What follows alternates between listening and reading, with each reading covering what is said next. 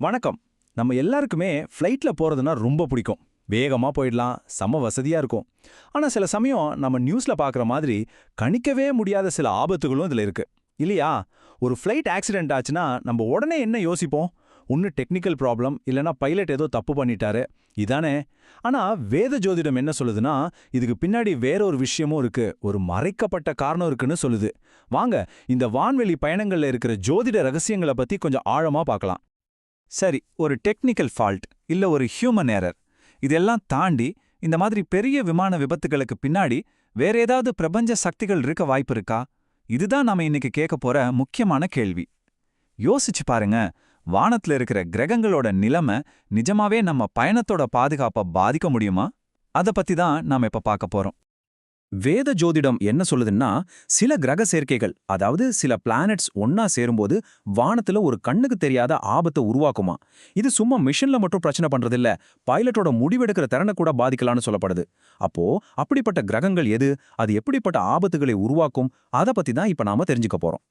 சரி வாங்க, நம்மளோட இந்த காஸ்மிக் இன்வெஸ்டிகேஷனோட முதல் பகுதிக்குள்ள போலாம். அதாவது ஃப்ளைட் பயணத்துல பிரச்சனையை உண்டாக்குற முக்கியமான கிரகங்கள். சொல்லப்போனா ஒரு வானத்து வில்லன்கள் யாருன்னு பார்க்கலாம்.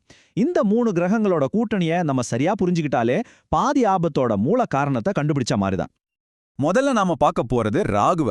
ஜோதிடத்துல வான்வெளிக்கும் திடீர்னு வர்ற குழப்பங்களுக்கும் இவர்தான் அதிபதின்னு சொல்றாங்க. ஏன் அப்படி சொல்றாங்கன்னா, ராகு ஒரு நிழல் கிரகம். அதனால அது ஒரு விதமான மாயை, திடீர் நடக்கிற மாற்றங்கள், அப்புறம் பூமிக்கு சம்பந்தமில்லாத வான்வெளி விஷயங்கள், இது எல்லாத்தையும் குறிக்குது. அதனால தான் திடீர்னு ஏற்படுற டெக்னிக்கல் கோளாறு, கம்யூனிகேஷன் கட் ஆகிறது, இந்த மாதிரி கணிக்க முடியாத விஷயங்களுக்கு ராகு ஒரு காரணமா இருக்கலாம்னு சொல்லப்படுது. அடுத்தது செவ்வாய். நெருப்புக்கு அதிபதி இவர்தான். அதனால மிஷின் வெடிக்கிறது, தீ விபத்துகள் நடக்கிறது, இதுக்கெல்லாம் செவ்வாய் தான் நேரடி காரணம்னு ஜோதிடம் சொல்லுது. இப்போ ஒரு ஃப்ளைட்டோட இன்ஜின்ல பிரச்சனை, இல்ல ஃபியூயல் சிஸ்டம்ல திடீர்னு கோளாறு ஏற்பட்டு வெடிக்கிறது, இந்த மாதிரி பயங்கரமான சம்பவங்களுக்கு பின்னாடி செவ்வாயோட தாக்கம் இருக்கலாம். மூணாவதா சனி. இவரோட வேலை என்னன்னா, தடைகளை உருவாக்குறது, மிஷினரியை ஃபெயில் ஆக்குறது. சனியோட பாதிப்பு எப்பவுமே மெதுவா ஒரு நீடித்த பிரச்சனையா இருக்கும். உதாரணத்துக்கு, ஒரு ஃப்ளைட்டோட ஸ்ட்ரக்சர்லயே கோளாறு இருக்கிறது, மிஷின் பார்ட்ஸ் மெதுவா ஃபெயில் ஆகிறது, இல்லனா காரணமே இல்லாம டிலே ஆகிறது. இந்த மாதிரி தடைகளுக்கெல்லாம் சனி பகவான் தான் காரணம்.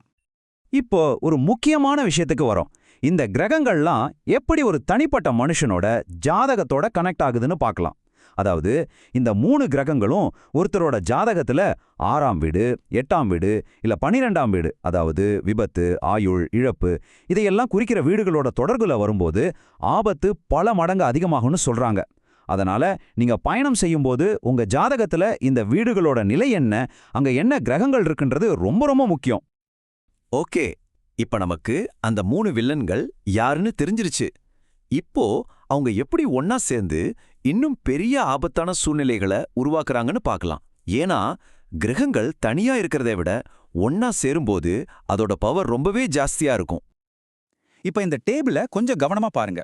இது ரொம்பவே முக்கியமான ஒரு விஷயம். இங்க 3 ஆபத்தான யோகங்கள், அதாவது கிரக சேர்க்கைகள் பத்தி சொல்லியிருக்கு.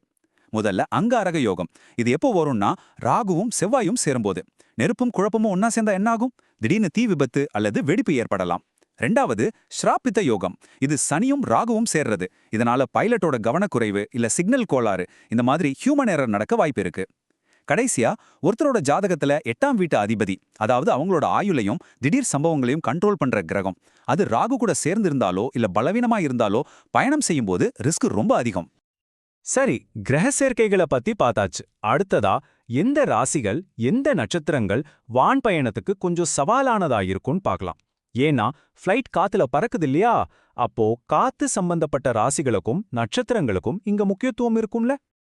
ஜோதிடத்தை பொறுத்த வரைக்கும் மிதுனம், துலாம், கும்பம் இந்த 3 ராசிகளையும் வாயு ராசிகள்னு சொல்லுவாங்க. அதாவது ஏர் சைன்ஸ். இந்த ராசிகள்ல ராகு, சனி, செவ்வாய் மாதிரி கெட்ட கிரகங்கள் போகும்போது வான்வழி விபத்துகள் நடக்க வாய்ப்பு ரொம்ப அதிகம்னு ஒரு நம்பிக்கை இருக்கு. அதனால நீங்க ஒரு ட்ரிப் பிளான் பண்ணும்போது இந்த ராசிகள்ல கிரகங்களோட நிலைமை என்னன்னு செக் பண்றது நல்லது. அதே மாதிரி ராகுவோட ஆதிக்கத்துல இருக்கிற 3 நட்சத்திரங்கள் திருவாதிரை, சுவாதி, சதியம். இந்த நட்சத்திரங்கள்ல கெட்ட கிரகங்கள் போற நேரமும் ரொம்ப சவாலானதா இருக்கும். ஸோ இந்த நட்சத்திரங்கள் வழியா கிரகங்கள் சாதகம் இல்லாத நிலையில போகும்போது நம்ம பயணத்துல கொஞ்சம் கூடுதல் ஜாக்கிரதையா இருக்கிறது ரொம்ப நல்லது. இவ்ளோ ஆபத்து, ரிஸ்க்னு பேசிட்டோமே. அப்போ இதுக்கெல்லாம் ஒரு தீர்வே இல்லையான்னு நீங்க கேக்குறது எனக்கு புரியுது. கவலையே படாதீங்க, நிச்சயமா இருக்கு. ஜோதிடம் பிரச்சனையை மட்டும் சொல்லாது, அதுக்கான தீர்வையும் பாதுகாப்பு வழிகளையும் கூடவே சொல்லும். வாங்க அந்த பாதுகாப்பு கவசங்கள் என்னன்னு இப்ப பார்க்கலாம். இங்க ஒரு ரொம்ப முக்கியமான ஜோதிட சூத்திரம் இருக்கு. அது என்னன்னா, குரு பகவான் இவர்தான் நல்ல கிரகங்களோட தலைவர். ஒருத்தரோட ஜாதகத்துல குருவோட பார்வை அவங்களோட லக்னத்து மேல, அதாவது ஜாதகத்தோட முதல் ரொம்ப முக்கியமான வீட்டு மேல விழுந்தா எவ்வளோ பெரிய விபத்து நடந்தாலும் அவங்க எப்படியாவது உயிர் தப்பிச்சிடுவாங்கன்னு சொல்லப்படுது. குரு ஒரு தெய்வீக கார்டியன் மாதிரி செயல்படுவார். சரி, இப்ப நீங்க ஃபாலோ பண்ணக்கூடிய 2 சிம்பிளான பிராக்டிக்கலான டிப்ஸ் சொல்றேன். ஒன்னு, உங்களோட சொந்த சந்திராஷ்டம நாட்கள்ல ரொம்ப தூரம் ஃப்ளைட்ல போறத அவாய்ட் பண்ணுங்க. ஏன்னா சந்திரன் நம்ம மனசை கண்ட்ரோல் பண்றவரு, அவர் வீக்கா இருக்கும்போது நம்ம டிசிஷன்ஸ் தப்பாகலாம். 2வது, பயணம் கிளம்புறதுக்கு முன்னாடி துர்கையம்மனை மனசுல நினைச்சு கும்பிட்டுட்டு போங்க. இது தேவையில்லாத பயத்தை போக்கி ஆபத்து வராம ஒரு கவசம் மாதிரி நம்மள பாதுகாக்கும். அப்போ கடைசியா ஒரு கேள்வி. நம்ம பயணத்தோட பாதுகாப்புங்கிறது வெறும் இன்ஜினியரிங், டெக்னாலஜி கையில மட்டும்தான் இருக்கா? இல்ல அது நம்ம தலைவிதியில இந்த பிரபஞ்சத்துல முன்னாடியே எழுதப்பட்டிருக்கா? இதுக்குன்னு ஒரு நேரடியான பதில் கிடையாது. ஆனா இந்த ஜோதிட பார்வை நம்ம ஒரு பயணத்தை பிளான் பண்ணும்போது யோசிக்க வேண்டிய ஒரு புது கோணத்தை நமக்கு காட்டுது. இத பத்தி நீங்க என்ன நினைக்கிறீங்க?